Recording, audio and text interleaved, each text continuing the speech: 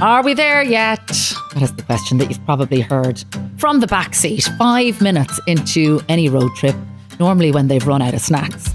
But my new podcast is not about maps or schedules or final destinations. My new podcast is all about the weird, wonderful journey of life, complete with crossroad moments, dodgy detours, wrong turns, and the occasional flat tire. I'm Kathryn Thomas, and every week I get to sit down with fascinating people, some you know, some you wish you knew sooner, to talk about those sliding door moments, the things that they never saw coming, and what's still waiting for them up ahead. Because as we know, life ain't a straight line. It's messy, it's fun, it's inspiring, it's mental sometimes, and just gives you a royal kick in the arse. So this is your invitation to take a little trip with me. Are we there yet? Probably not. But we're getting there with stories, laughs, and a few life lessons along the way. You can listen to this episode on all podcast platforms, and you can watch it along on YouTube. So my upcoming guests for the first season include none other than Elizabeth Day, Cecilia Hearn. We've also got Samantha Mumba in there, Alison Spittle, and many more. However, today on my first ever episode of Are We There Yet, I am talking to the legend that is Trinny Woodall. Now, this woman is a British fashion icon. She is an entrepreneur. She has brought her brand, Trinny London, the skincare and makeup brand, to extraordinary heights. By allowing women into her home, into her bathroom, through her Instagram page, she has created the most extraordinary community. She started out co-presenting What Not to Wear with her friend Susanna Considine and became famous for their very frank advice and hilariously inappropriate feedback. The woman has been through so much in her life, and you know what? It feels like in her 60s now, it's really just beginning for her. I mean, Trinny London reported 70 million in revenue this year. I had a great chat with her today about everything from career evolution to life-changing decisions to how a tragic moment really helped her focus and build the brand that she has today. So for my first ever episode of Are We There Yet, please join me in welcoming Trinny Woodall.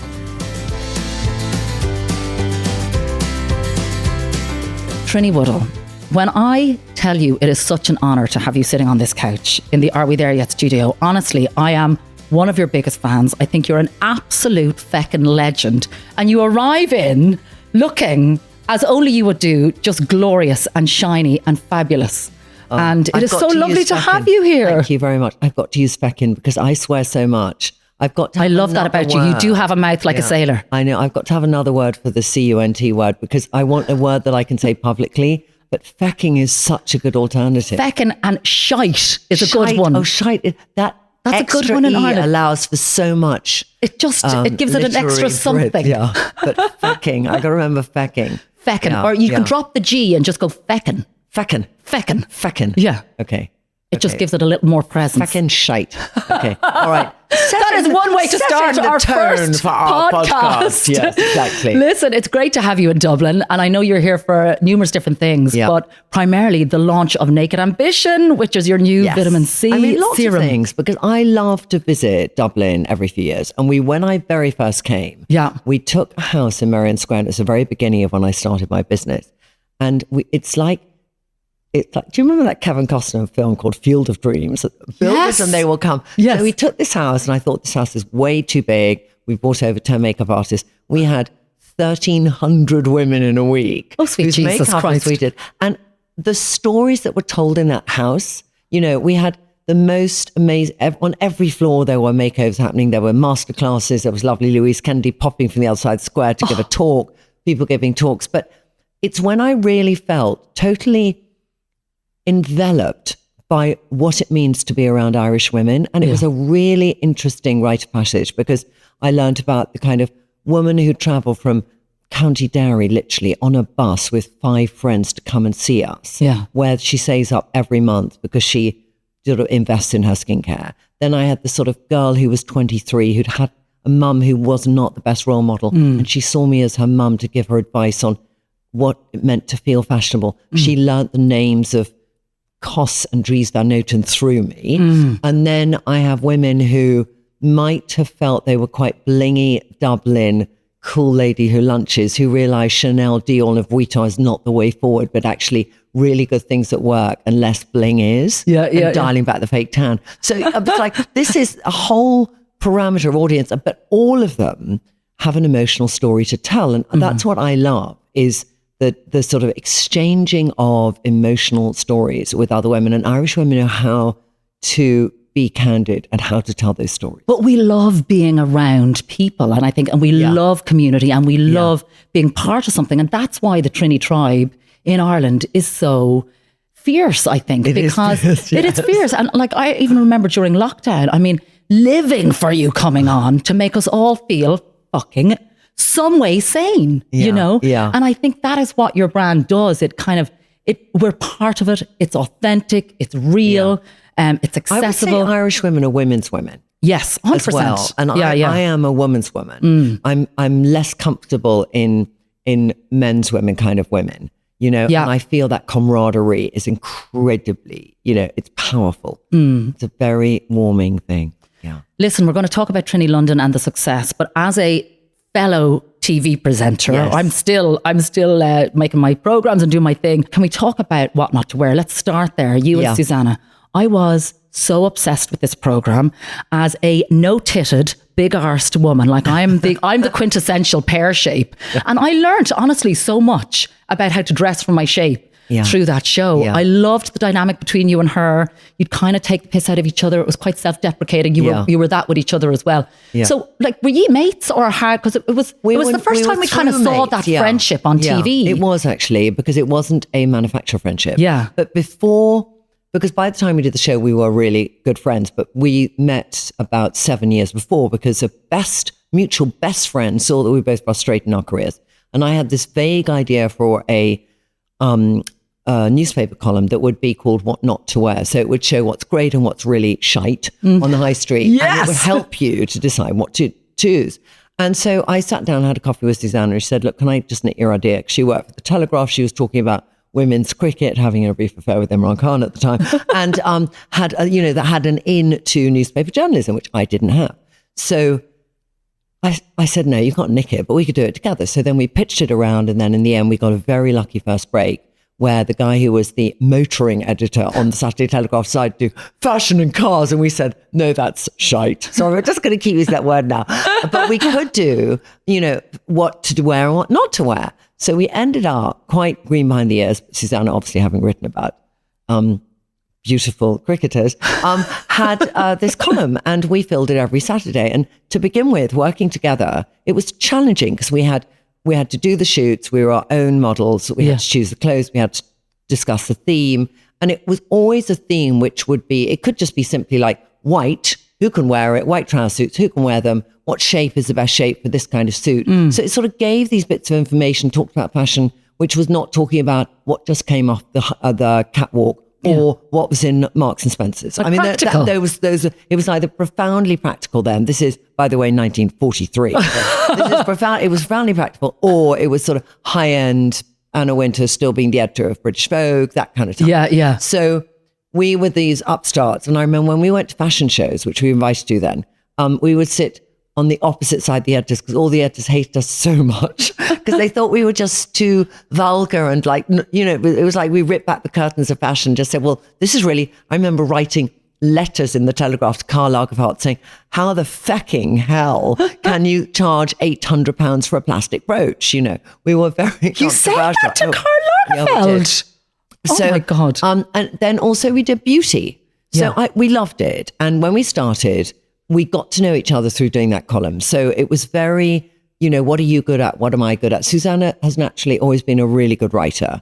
Okay. And I probably have naturally had a good eye for what suits people and why. And so in that time, I would get all the clothes, find the photography, makeup, what should it look like, everything as Susanna. And then I'll probably do the bare bones of what were the points we'd have to hit. And then Susanna would write it beautifully. And it would take us 8 days out of 7. I mean, it was challenging. Then after 3 years, we did it in 2 days. We were both doing both. And we kind of were in this fluid thing. And then before we did telly, I saw the internet. I'm obsessed with tech. I had the first Apple. I had the first in the queue for the iPhone around the block. I've always loved any kind of tech thing.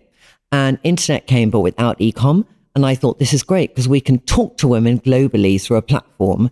So we went and raised money. We raised £4 million in 6 weeks. Sorry, what year are we talking now? This is 99. Okay. And so we started this online business. I grew it with Susanna. Susanna was having babies at the time. I'd call her at 8:15. How inconvenient of her. I mean, so I'd say, where are you? She said, I'm breastfeeding. I said, well, how long will that take? I was a really patient non-mother friend, you know.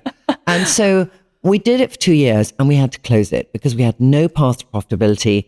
And I learned so much from that as to what I wouldn't do for when I started Trinny London. It was a really, really good learning curve. Wow. And then Susanna goes and has Joe, at the time, I think it's Joe, or Esme, or Cece, Joe. And then I go off to the desert and I go on this retreat in Arizona called Cottonwood because I'm in recovery because I'd had a big drug problem, dealt with that in my 20s. But I still did meetings, did things to help me filling the spiritual hole. So I went on this walk in the desert as a part of this thing, this sort of cacti walk. And I was like, you know, when you just hit a place and you think, I don't know where I'm going to go next. Yeah. But like, are we there? I'm realizing I so wasn't anywhere, but I felt my whole life had been caught up in this business that had failed and I didn't know what we do next. So I sort of literally have never been religious. All right. But I just said, whatever is going to come into my life, just let it come in. Just let me be open to what will come in. Got back to London and we had done a pilot for the BBC 2 years before on What Not to Wear. Stop it. And then they called us that week and said, will you come and do the show? Oh so my then God. we did the show. And then that was us working together, really best friends, no scripting, you know, deciding on all these rules for women, which some of them I look at back today and I think they're great. And some of them I think out the window with that bloody rule, what was I on? You know? But it was like, it was of its time as well. And I mean, I know this as well because I worked for a long time, 14 years on a show called Operation Transformation, right? Oh, okay, yes. And So what we did was, yes. it was a health makeover show and it was very weight centric 10 years ago, right? Oh, and then beyond, before its time. Yeah, well, and then now, but like as, you know, in the last 4 or 5 years, it was like, because talking about weight has become so taboo, you know, so we had to change and it had to adapt. And then it just kind of, was it cancelled? It probably was with pressure going, you can't talk to people about their weight. I'm so passionate about health and wellness and fitness and women being strong. And I think being a healthy weight is a part of that barometer.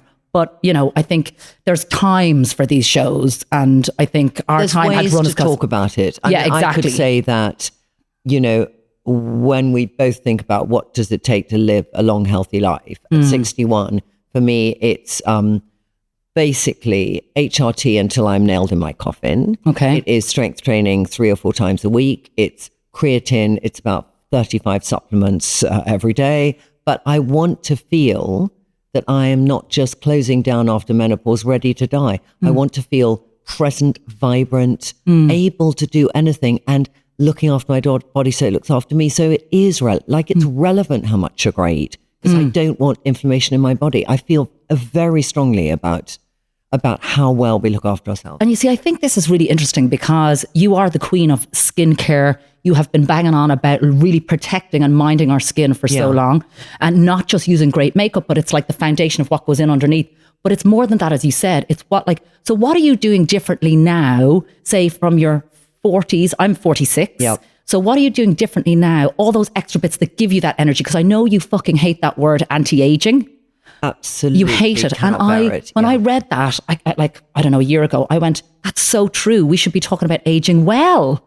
Yeah, but it's also about and feeling well. Keeping energy. So it's like when I look in the mirror, I know I'm well if I look in the mirror and I feel full of energy to do anything. And that is a different mixture of things. That's, for me, what I put on my skin that really works as skincare, not using makeup as skincare, so that when I take my makeup off at night, I'm not thinking, oh, hello. I'm thinking, hi, that's still I'm me. fabulous. You know, what I put in my body, my mental state. So every morning now I do meditation for 24 minutes, what means I have to kind of get up at 6 instead of 6:30, but I lie in bed and I turn on this meditation from Insight Timer called David G, and it's called Morning Meditation. And it just sets my intention for the day and I will have a better day as a result. When I don't do it, stress can get into my, I have a business now, it's 300 people and I'm the CEO. So 95% of my world is not what you see on Instagram, it's running a business. Yes. And learning age 61 to be a CEO is a real challenge because you've got a lot of legacy of how you've done and navigated life. And then suddenly you are really responsible for 300 people's livelihoods, their future, how they develop in their career and business, and 1.5 million customers. So that really makes you know that you kind of have to bring your best self every day to the room. And so it's, what can I do to bring the best form of myself every day to the room? And I don't do it every day at all, but I think, what can I do? And when you do have a bad day, when you do wake up feeling like, shite. Yeah. I'm already counting the curses in this podcast. I know. How do you get yourself out of the funk? I think sometimes I don't. Sometimes it's really challenging. You started on a bad note, just shifting. Sometimes I will take the space. Like today, 1 or 2 things didn't start on a good note. And I was going to cram in a bus. I get very car sick, with 6 people. And I said, can you just get me a car? Because we were going to do telly. I said, I just want to be on my own a bit. And I just knew that instead of being in the bus feeling car sick, griping with people, it was more important just to remove myself from the situation. And then I put on a podcast, and I didn't look at my phone because I knew I get very bad motion sickness. And I knew I just needed to just quiet my brain and just bring myself to the day again. So if I've got space to do that, I do that, because I think if we can just take ourselves away, and we know we can always reset, but it's whether we really have the determination that day to reset or not. And that's what I try and remember. And also having the confidence to not be a people pleaser, going, oh, I'm okay. No, I'm never, ever a people pleaser. I'm a bit of a people pleaser. I'm the antithesis. This friend of mine, right, in London, she is the queen of PR. But I will just, sometimes she'll introduce people and she'll say, Trinny, this person's really good, they're really helpful. And then the woman might sort of say, oh, I'd love to invest in your business. And I just look at her and I look at her and I just look at the woman she is and I go, we're only doing institutional investment, I'm afraid. And Jenny's I do. And Jenny's like, Trinny, what are you doing? This is like the richest, lovely Indian woman in London. I'm like, this is so not an investor. And the thing is, I cannot stop myself saying things. Yeah. And there was something I said the other day, I called up Jenny last night on the way to here. And I just... Jenny is your assistant, is she? She's your No. Jenny has a big PR company in London. She's a really old friend of mine. Okay. But Jenny is that, because she's in PR, so she's... People pleaser is the wrong word. You're just polite. Okay? Yeah. You're polite and gracious, and I can be impolite and tough. That's the difference. People pleaser, take it out. People pleaser and imposter syndrome should be removed from the dictionary. Yeah, right? Because what you actually are is just a charming woman who wants to be nice to everyone all the time. And I don't always take that into account. Yeah. I would say I am quite alpha male as well. Yeah. And that's why I always loved the story of the beginnings of your business and how you dealt with getting investment. Can we talk about that? Because you were at a time in your life, if I'm not mistaken, that things weren't great. You were just in your early 50s. Yeah. And you were starting Trinny London from your kitchen table. You had this dream to go about it. And your friends were going, listen, Trinny, this is probably time that you should get a real job or step back instead of going with this mad notion of setting up a beauty business. Yeah.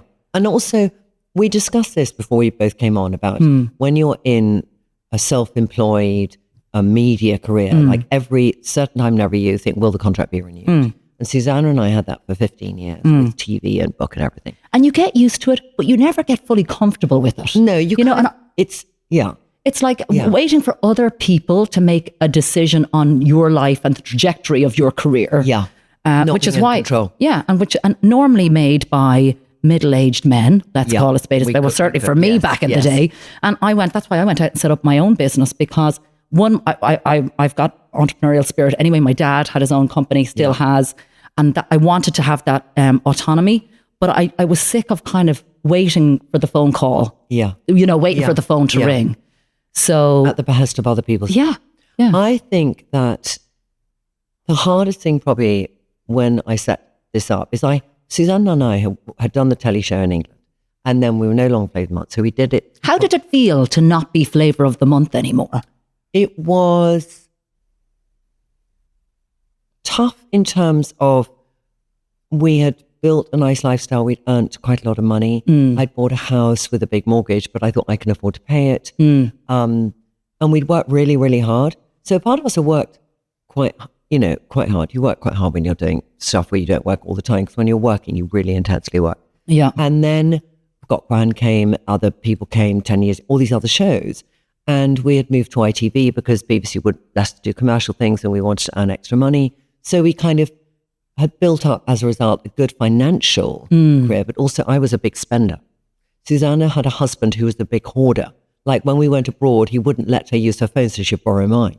She put clothes through my paycheck and paid me back secretly. Yeah, all this. Is she still married to him? Yes, she is, very successfully. And wow. as a result, they own their own home and they own their own second home. And, they paid all the school fees for their kids, brilliant financial manageability.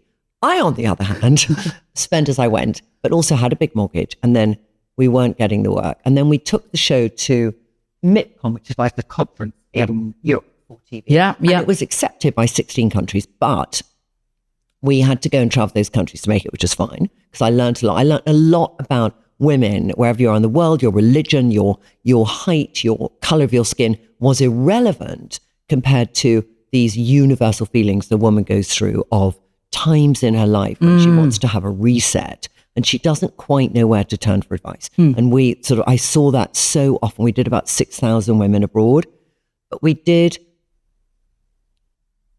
was the hardest work. I mean, I work really, really hard now, but then we would work. So I'd leave London on a Sunday night. We both had kids by the stage. Come back on a Friday. We did that for 6 months. Oh, wow. And we might go to Israel, India. If I went to Australia, I'll go for 2 weeks. America, Scandinavia, Poland, lots of places. Jesus. And this was What Not to Wear. And were they dubbing you in all the different languages? This was, it was called the Makeover Mission. So in Australia and in the Netherlands and in Belgium and in Israel, we were in English. And in America, we were in English. And in Norway and Sweden, we were in English. But 1 or 2 countries, they dubbed us. Okay. TLC in India, we were in English. Yeah. But Germany, they dubbed us. So it was really interesting for me because every single time I realized how many women didn't know how to do their makeup. And it gave me the idea. I already had, makeup in stacks. I was already thinking, I want an easy way to take my makeup everywhere. So the idea was forming. I was putting things in my bathroom. I was mixing together, Chanel Aquilumia with some vitamin C and something else, and making my own finish.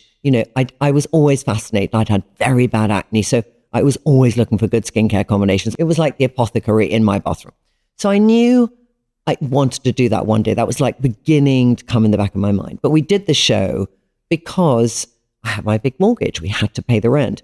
But after 3 years, and also Lila was 6 till 9 when I did this. So I spent wow, this is your daughter not seeing Lila. Wow. Okay. And Johnny was there, but Johnny, my husband, also had addiction problems. So Johnny, when he was well, it was fine. When Johnny wasn't well, we have Jenny in our lives, who's like Lila's nanny, but is like Lila's grandmother, because my mother had Alzheimer's. So she's like the second parent. Actually. Okay. Yeah. But so when Johnny was well, it was great. When Johnny wasn't well, it was challenging, because also being away from your child, knowing this is the only job you kind of know how to do. Yeah. And not quite knowing how things, it was tough. And but you had to be the main breadwinner at that point. I was. I had been breadwinner actually for about 10 years. Okay. And so in the end, I thought, I can't do this anymore, but also I want to do something. And going back to this thing you said of being in control of your own destiny, I want to work for myself. I want also in that regard of work for myself, not with Susanna, because I love Susanna dearly, but I also have a very different, I'm much more a businesswoman and Susanna's more relaxed. So I was always the push and she was the pull. And so I thought, if I'm going to do something and really work this hard, I want to have the shit myself, but have the joy myself. So if I'm in control of it all, then it's only up to me. It's not up to somebody else as well. There was an element of that. All these things came together. So I thought, okay, so I started working on the business. And then Johnny's father died. And that was when lots of friends said, Trinny, maybe you just should get a job. Maybe you should just get a 9-to-5 job, pay a salary, have stability for Lila. And I sort of had 2 weeks between his funeral and his memorial, I remember it really well, of thinking, should I do what my really good friends who are very vested in thinking your what's well-being, the best thing for Lila and for me, versus that sense of, is this it? And then I went back to him 2 weeks later and I said, I thought a lot about it, but I can't not do it. I can't not do it. There's lots of reasons I couldn't not do it for. So there was that sense of, I'm not done yet. And if I changed my career totally and just got a 9-to-5 job, that would, in my mind, being done. I have an idea that I really think will help women, because I met so many women who I felt are really stuck. And I think this could be a part of getting them unstuck. So I really, really want to do it. And it gave me my self-worth making other women. That's always fed my self-worth. And then I thought, if I don't do it, what kind of mother am I to Lila? Because my mother compromised elements of her life to bring us up.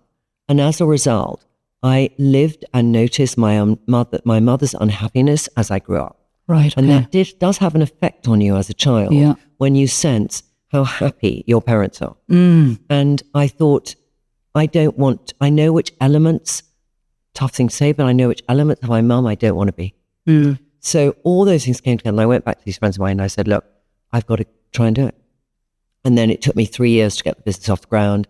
I saw, I approached 250 people for investment. I got one investment.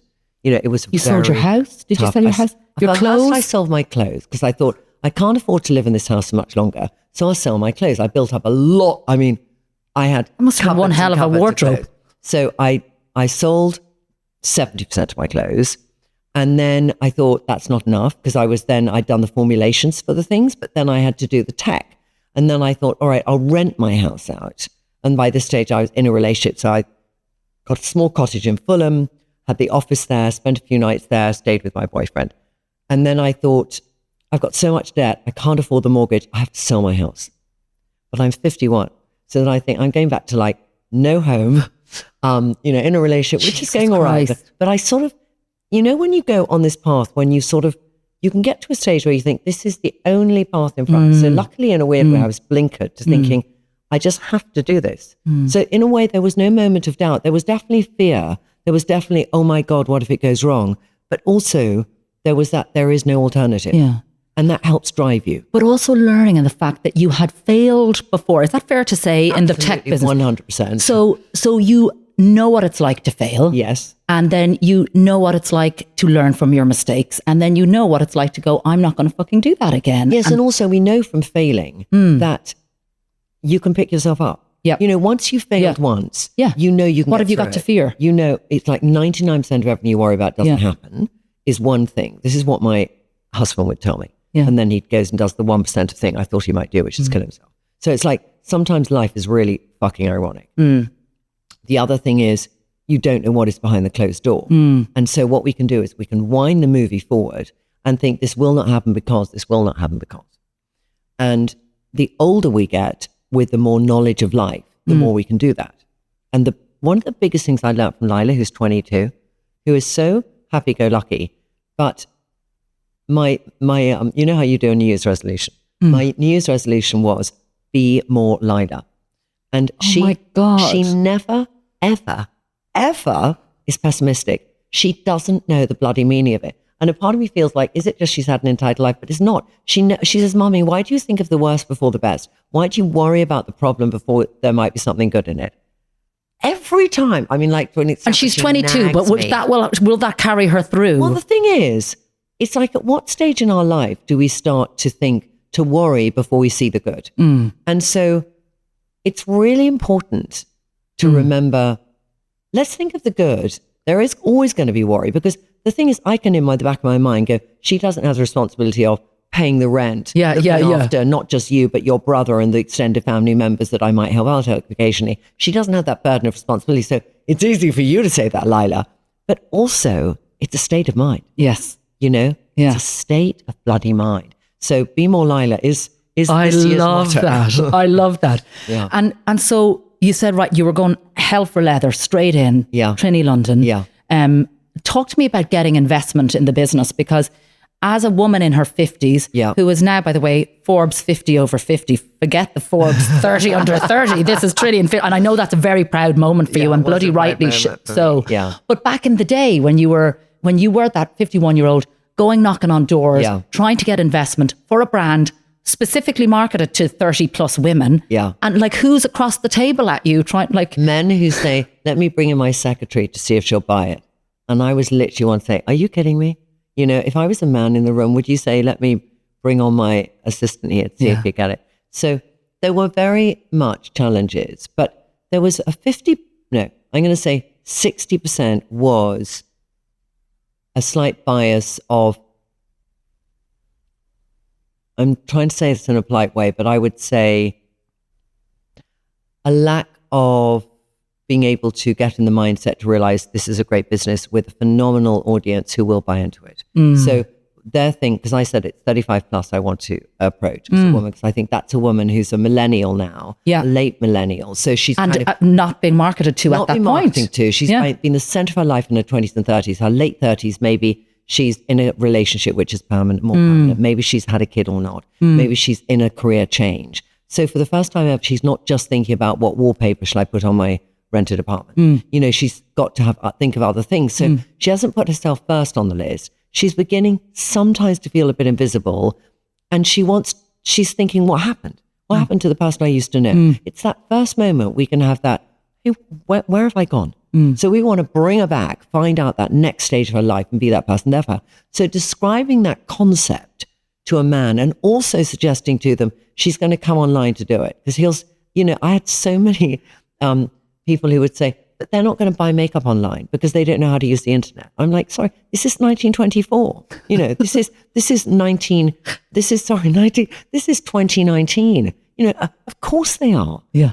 Or, you know, you are a woman and you're 51. Do you think you'll be a bit tired running the business? Oh, God. I literally had that, okay? God. I literally had that. I'm not going to name names, but it was just really interesting.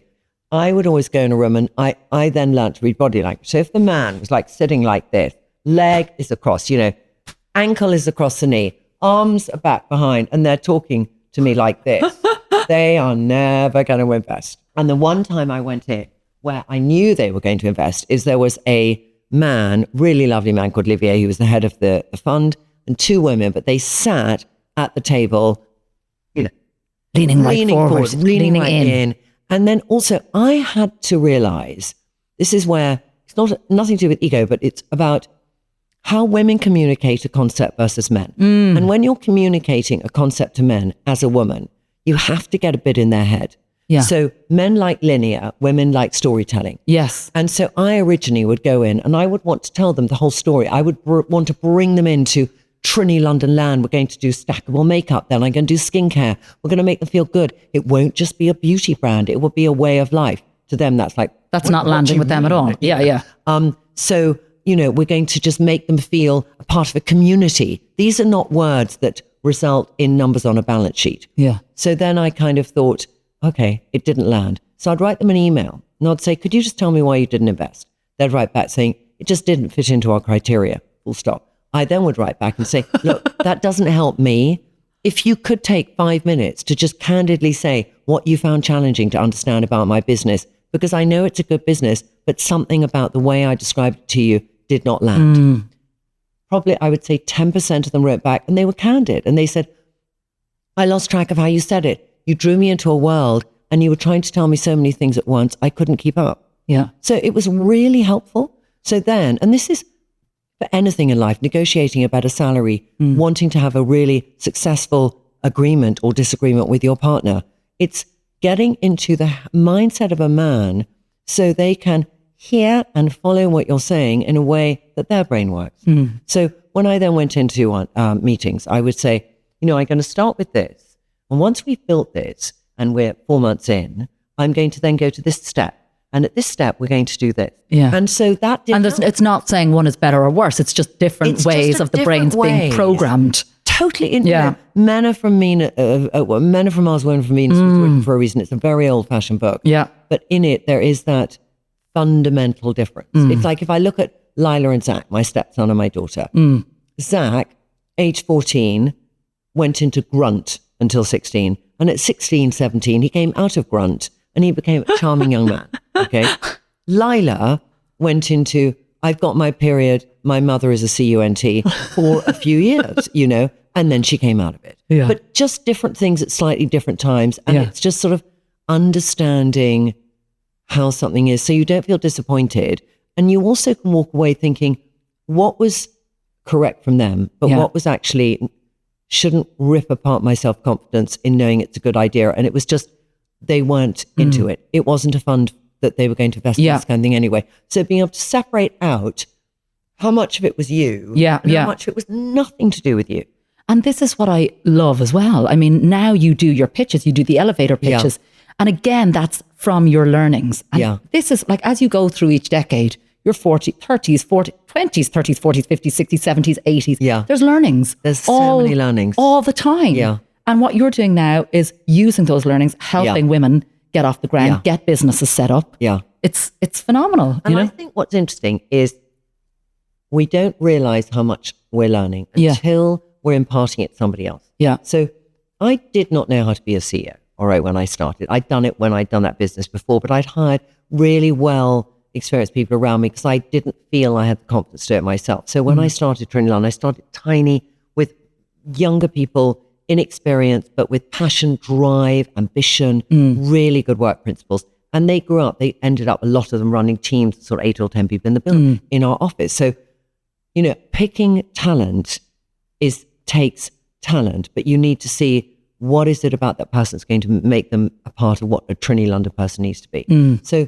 that's been a big, steep learning curve of what makes somebody a great person to have in the business. And so when I did, last week, there was this beauty-backed helping female beauty entrepreneurs. And I went along and did a talk. And then I met lots of them afterwards. And I just said to them all, do a 30-minute elevator pitch with me, you know. And some of them fumbled, some of them didn't. But I think where I'm at now is I know the business is doing well. I've stopped feeling it would disappear overnight, which is that fear we always have, because we're in a decent sized business. We're doing well. We have nice growth. When somebody says my business is my baby, do you feel that? No, it's my teenager now. Yeah. Yeah, it's not my baby anymore. It's my teenager. But that's how passionately you feel about it. Yeah, Lila writes Christmas cards or birthday cards saying, from your second child. Like, she's like... That answers my question. Yeah. No, I mean, she would never, ever for a second. She's so in my face. She's like, excuse me, I am the most important thing in your life. You must never forget it. She will do many things to make sure that she is the most important thing in my life, you know, and she is fundamentally, you know, the world stops without Lila. So she is my life. But I love what I do. I love growing the business. But I also think, I keep looking behind me at I like this good thing because it challenges me. We're looking at the the name of your podcast. Are we there yet? So, you know, that there is that thing. I have this business, it's at this stage. So am I there yet? I'm not there yet because I see a place where the business is thriving, where maybe instead of being CEO, chairman and founder, maybe I'm chairman. Maybe in 3 years' time, there's a different CEO who takes the next stage. And maybe it gives me more time to then go and help female founders, start a fund that helps female founders. You know, if I make good money from Trinny London long term and I had a partial exit of some kind, I will put that money into a fund to help women. Would you? 100%. Yeah. I just think that when we have 98% of businesses that are male founders and 2% women, it really frustrates me that. And I just think it's so unfair. Trinny, thank you so much for coming in today. Absolutely loved our chat. Right, before you go, I've got some quick fire questions. Trinny, worst outfit you've ever worn on or off camera? Oh my God, I think to ask it when I put on the hat and the earrings and the choker and the printed dress, and it was just like everything. One product in your bag you cannot live without? BFF Skin Perfector SPF 30. For me, it's my Honor Lip Balm, Trinny London. Biggest fashion ick? Biggest fashion ick is probably oversized everywhere. Okay, and finally, the moment you felt most fearless? Standing on stage at the Rainbow Room when I won the Best Skincare in America award in front of every single person I admired all my life. Trinny Woodall, you are definitely not there yet, my dear. It has been such a pleasure chatting to you this morning. Thank you so much. Thank you for coming into studio. Really nice. Thank you very much. Trinny, thank you so much. That is episode 1 of Are We There Yet? In the can, my first ever episode. You can watch along on YouTube, don't forget. And next week, it is the one and only Elizabeth Day. You've been listening to Are We There Yet? Hosted by me, Kathryn Thomas. Visual design and video edit by Stephen King O'Farrell and Connor Daly. Music courtesy of Audio Network. Series producer Paul McGregor and executive producer Sasha Hamrogue. New episodes of Are We There Yet are released every Tuesday morning wherever you get your podcasts, and you can also watch this episode along on YouTube. Are We There Yet with Kathryn Thomas is an Onic original.